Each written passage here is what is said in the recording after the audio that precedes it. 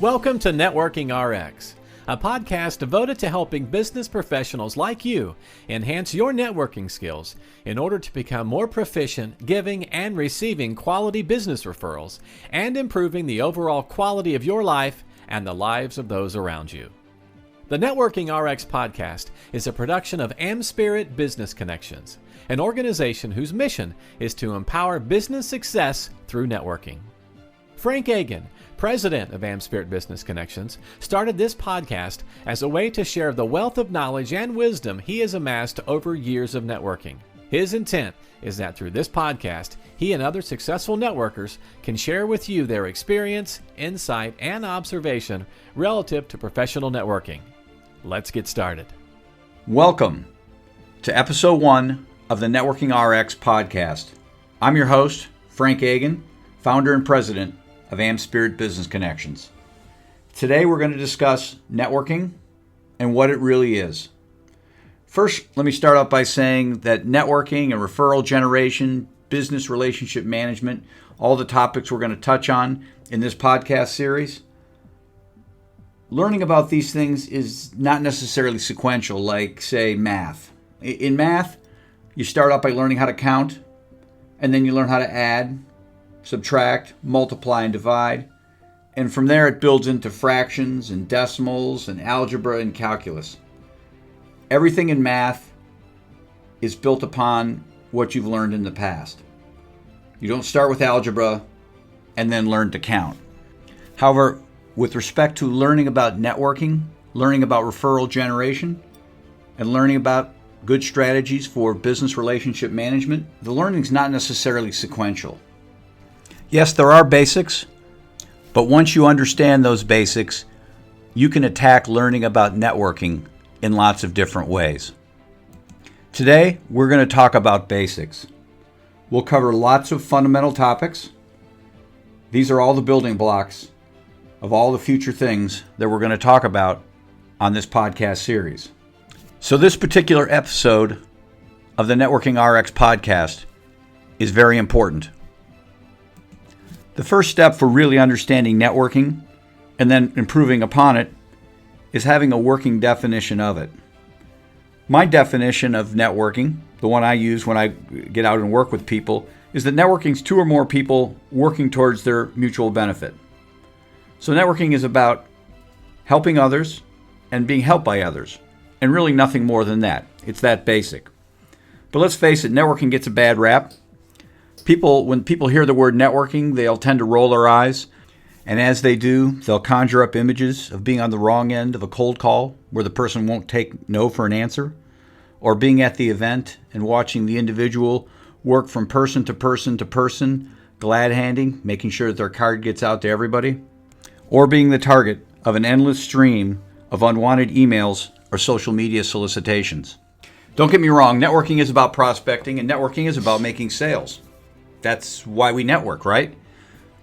But even if we're prospecting and selling the right way, networking is much bigger than just selling and prospecting. Networking involves all sorts of things, including servicing clients, attending events, volunteering, socializing, working with coworkers, working with vendors, communicating with your boss, even dealing with your competitors. It's all networking. Again, getting back to the definition, networking is 2 or more people working towards their mutual benefit.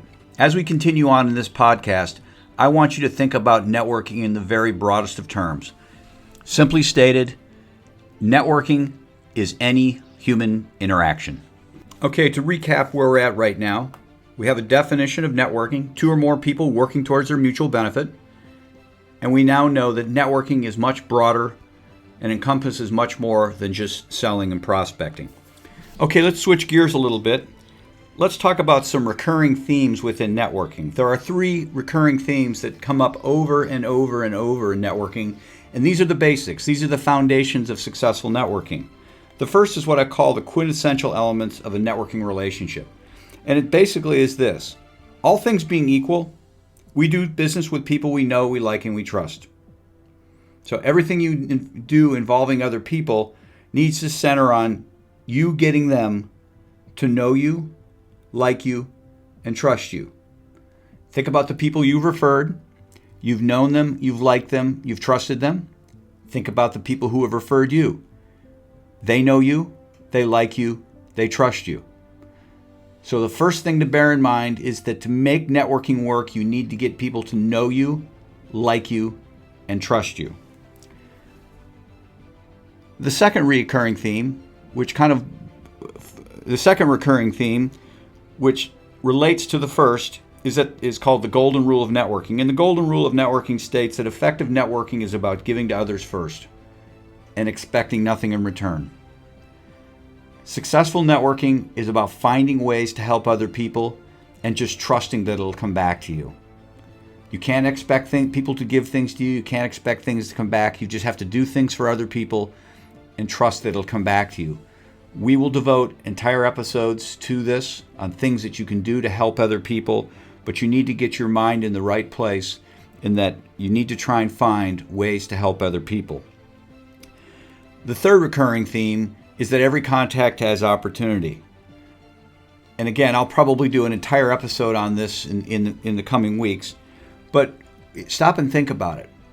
Not everybody is going to be your next best client or your next star employee or your next employer, but we're all connected, and everybody you come in contact with could be connected to your next best client, star employee, or future employer.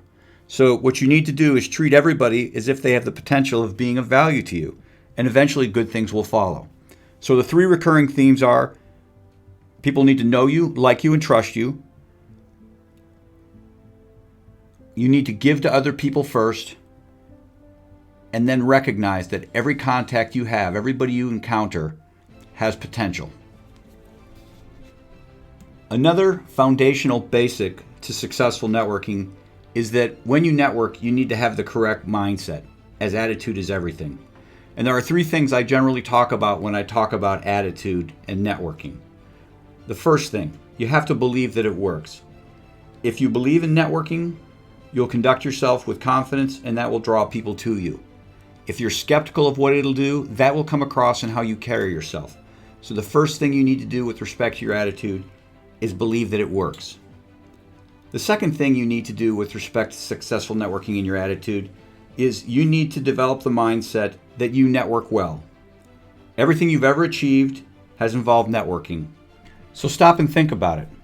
Stop and think about all that you've achieved, and stop and think about how networking has played into it.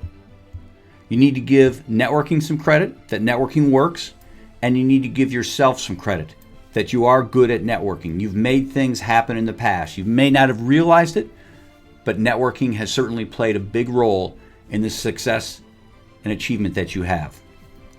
The final thing with respect to professional networking and being successful at it, and having the right attitude, is being of the right mind when you're out networking. Yeah, we all don't have great days. We all have bad days. We're all out of sorts from time to time. In those situations, stay away from networking. Don't interact with other people. Don't respond to email. Don't get on the phone. Don't go to networking events. If you can't get yourself in the right mind with respect to networking, and we all know what that is, stay away. The next thing I want you to think about is how networking impacts what you're worth. Now, in our lives, there are really three types of capital that we have. The first is physical capital. You have a car, you might have a house, you have savings, you have stocks, you have investments. Those are physical capitals. Those are things that you can, to a degree, see and hold and sell. The second type of capital we have is what we call human capital. Human capital is the degrees we've earned, our ability to learn, our ability to use our own efforts to get things done. And then the final capital there is, and people don't tend to think about it this way, but the final capital is our social capital. And our social capital are the people who are in our lives, the people that we network with, and our network brings us value. Simply put, the better network you have, the greater value of your social capital. It's that simple. Now, once you realize that your network adds to your value, the next step is to get a general assessment as to where your social capital is at. And I always tell people to look at it in three basic terms. I guess these are three rather simplistic means of gaining a thumbnail measure of where your social capital is at.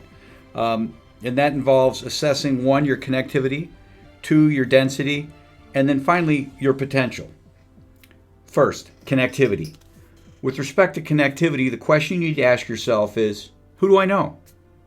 You likely know lots of people, and you'll meet more as your social capital grows. But that's the first thing to do, is to stop and ask yourself, okay, who do I know? The second thing you need to consider when assessing the value of your social capital is to look at its density. When it comes to density, the question you need to ask yourself is this: of all the people I know, how many of those people know each other? Listen, you want to have a diverse and broad network. If you have a situation where everyone in your network knows the other people in your network, and you're not as well off as if you were in a situation where people didn't necessarily know one another. Think about it like this. If you know 10 people, and those 10 people all know one another, you're not as well off as if you know 10 people, and none of those 10 people know one another. The final thing to consider as you assess the value of your social capital is the potential of your network.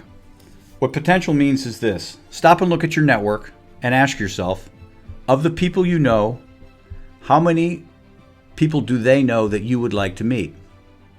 If there are lots of people that your network knows that you still would like to meet, then there's a lot of potential.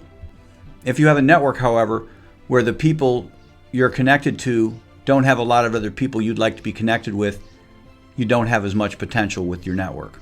Now, at this point, don't be alarmed. If you stop and look at your network and you don't know lots of people, or you know people and they all know one another, or you look at your network and there's not a lot of potential to it, again, don't be alarmed. This is just a starting point, an initial assessment of your network and the value of your social capital. Moving forward, that's what this entire podcast series is about, helping to improve the value of your social capital. Finally, let's wrap up this first episode by discussing the ways in which we can network. There are really 3 distinct ways that we can network. 1, face-to-face. The second has to do with electronic encounters. And the third is social media. The first, face-to-face networking. Face-to-face networking includes structured networking, such as organizations like AmSpirit Business Connections. Networking events is another way. Those are like chamber after hours or socials, business socials. And then the third form of face-to-face is what I call free-form networking, having coffee or lunch with somebody or perhaps golfing. That's face-to-face networking. And then we have electronic encounters. And electronic encounters are the communications that we have perhaps over the telephone, via email, or texting. Again, that's networking, not necessarily face-to-face, but it's still networking, and we have a lot of meaningful communication with people, certainly over the telephone and to a lesser degree with email and texting. Finally, in the 21st century, technological innovation has given way to social media websites. These are nothing more than virtual venues where we can network. Again, share referrals or contacts, pass on information, be encouraging and supportive. No, social media is not face-to-face networking. It's not talking to somebody on the telephone, but nevertheless, it's still networking. Okay, we have covered a lot here in this first episode of the Networking RX podcast. Again, these are basics. These are foundational elements of networking, and we will refer back to this time and again. These things will come up over and over and over. Appreciate your time. Have a great day.